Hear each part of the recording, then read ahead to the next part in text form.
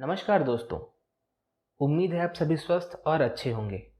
माफ़ कीजिएगा, आने में ज़रा देर हो गई, मगर एक बार फिर से मैं लेकर आया हूँ आप सभी के लिए lesbian vampire killer true story of Tracey Wigginton का अगला पार्ट। जैसा कि आपने पहले पार्ट में देखा कि किस तरह पुलिस को रिवर साइड से एडवर्ड बेल्डक की लाश बरामद होती है और क्राइम सीन पर मिले एविडेंसेस की बदौलत पुलिस ट्रेसी विजिंगटन तक पहुंचती है, और कैसे ट्रेसी पहले सारा सच छुपाने की कोशिश करती है, मगर उसकी सीक्रेट लवर लीसा पोशिंस्की की बदौलत ट्रेसी सच कबूलने पर मजबूर हो जाती है।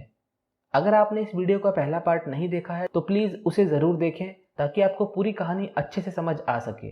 लिंक डिस्क्रिप्शन में अवेलेबल है। अब आगे। नमस्कार दोस्तों, मेरा नाम मनीष है और आप देख रहे हैं दास्तान-ए जुर्म।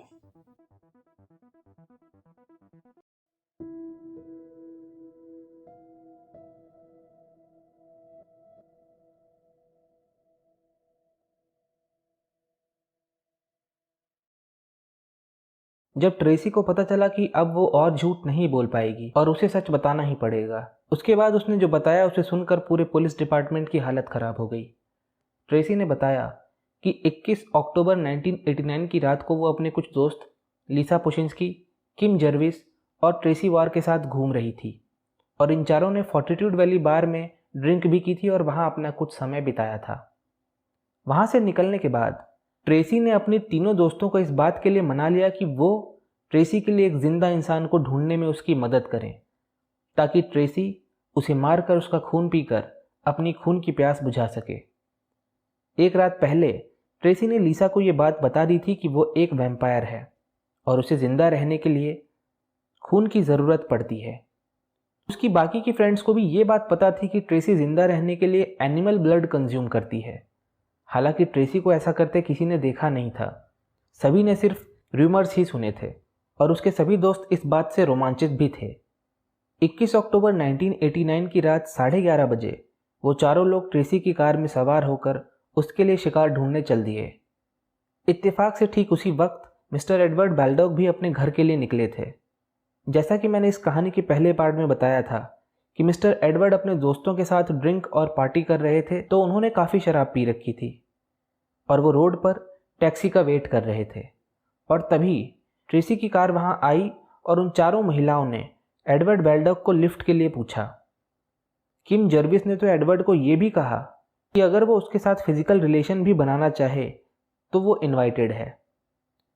एडवर्ड को नशे की हालत में कुछ भी समझ में नहीं आ रहा था और वो इस चीज़ के लिए एग्री हो जाता है और कार में एंटर होकर पैसेंजर सीट पर बैठ जाता है। जैसे ही एडवर्ड कार में बैठता है, ट्रेसी कार को तेज़ी से दौड़ाती है और अली पार्क लेकर जाती है, जो कि ब्रिस्बेन के वेस्ट में रिवर के पास स्थित है। वहां पहुंचकर ट्रेसी एडवर्ड से कहती है कि अगर वो उसके साथ फिजिकल होना चाहता है तो वो बाहर आ सकता है, और बाकी सबको कार में ही छोड़कर ट्रेसी विजिंगटन और एडवर्ड अली पार्क के एक सुनसान एरिया में चले जाते हैं।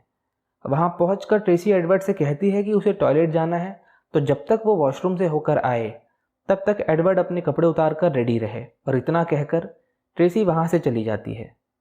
इधर एडवर्ड भी अपने कपड़े उतारने लगता है और इसी बीच उसे ज़मीन पर एक बैंक कार्ड पड़ा हुआ मिलता है और उसे लगता है कि वो कार्ड उसी का है, तो वो उसे उठाकर अपने जूते में डाल लेता है।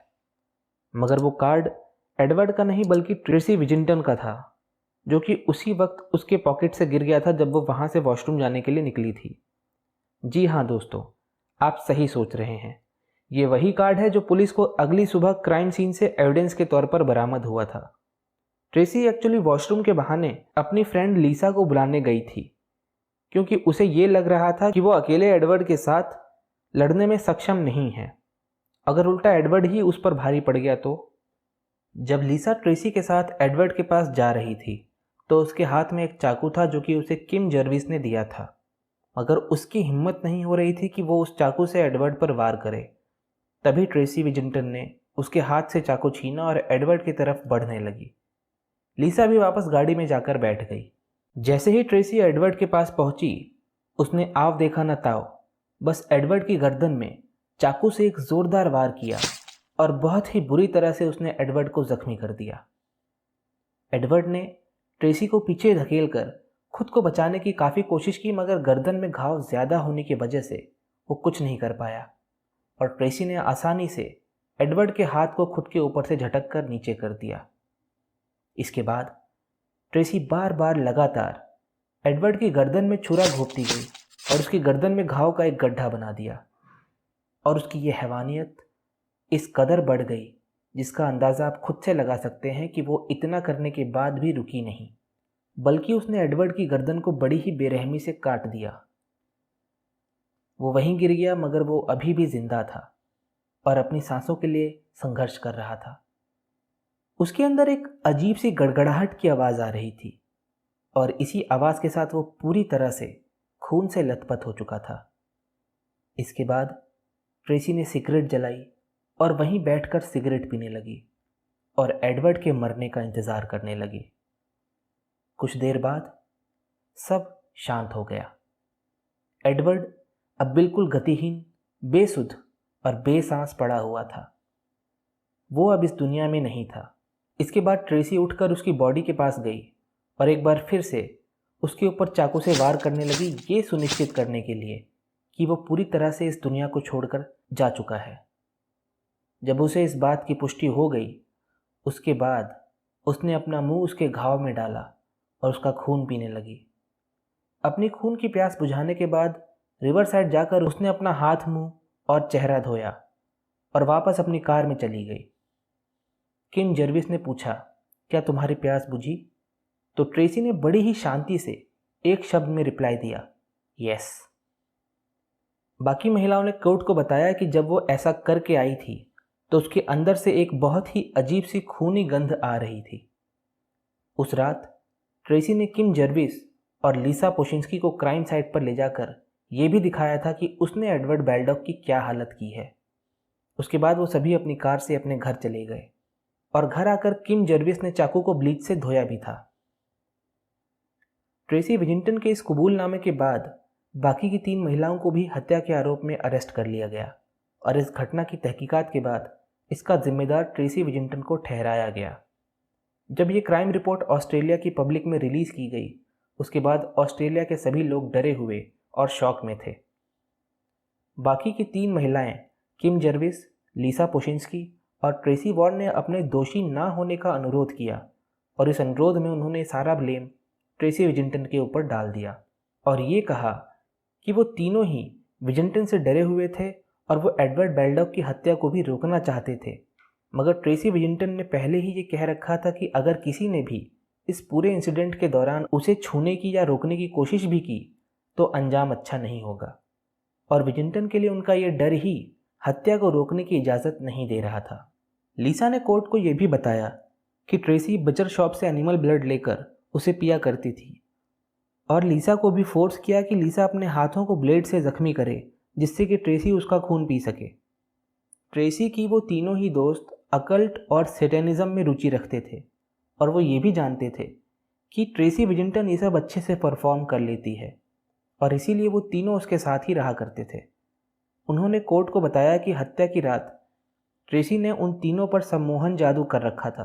तीनों महिलाओं ने कोर्ट को यह भी बताया कि विजिंगटन के पास सुपरनैचुरल पावर्स थी और एक बार उन्होंने ट्रेसी को ब्लैक मैजिक परफॉर्म करते वक्त उसकी बॉडी को डिसअपीयर होते हुए देखा था। सभी एनालिसिस और दलीलों को सुनते हुए, समझते हुए और मद्देनज़र रखते हुए अदालत ने ये पाया कि ट्रेसी वॉर, जो कि उन तीनों महिलाओं में से एक थी, उसका एडवर्ड बेल्डॉक की हत्या में कोई हाथ नहीं था और वो इस मैटर में किसी भी तरह इन्वॉल्व नहीं थी और उसे कोर्ट ने बाइज्जत बरी कर दिया। वहीं दूसरी तरफ लीसा पोशिंस्की को हत्या का दोषी ठहराया गया और उसे आजीवन कारावास की सज़ा सुनाई गई, मगर 17 साल की कैद के बाद यानी कि साल 2008 में उसे रिहा कर दिया गया।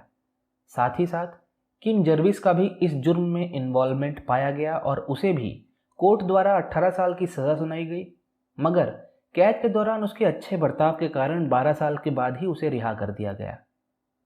इधर दूसरी तरफ कैद में जब ट्रेसी का ट्रायल चल रहा था तब ये बात सामने आई कि ट्रेसी विजिंगटन मेंटली इल है और मेडिकल एक्सपर्ट्स ने बताया कि उसे मल्टीपल पर्सनैलिटी डिसऑर्डर नाम की एक साइकोलॉजिकल बीमारी है जिसमें उसके अंदर 5 अलग अलग पर्सनैलिटीज़ पाई गई थी।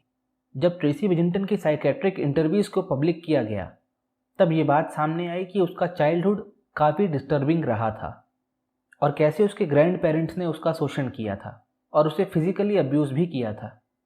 मेडिकल रिपोर्ट्स के अनुसार ट्रेसी के अंदर मौजूद 5 पर्सनैलिटीज़ की आवाज़ें भी अलग अलग थीं, जिनमें से पहली पर्सनैलिटी ट्रेसी के खुद के चाइल्डहुड की थी, यानी कि बचपन की ट्रेसी, जो कि बहुत ही इनोसेंट थी, जिसने अपने ग्रैंड पेरेंट्स के द्वारा अपने ऊपर हुए मोलेस्टेशन और फिजिकल अब्यूज़ का खुलासा किया था।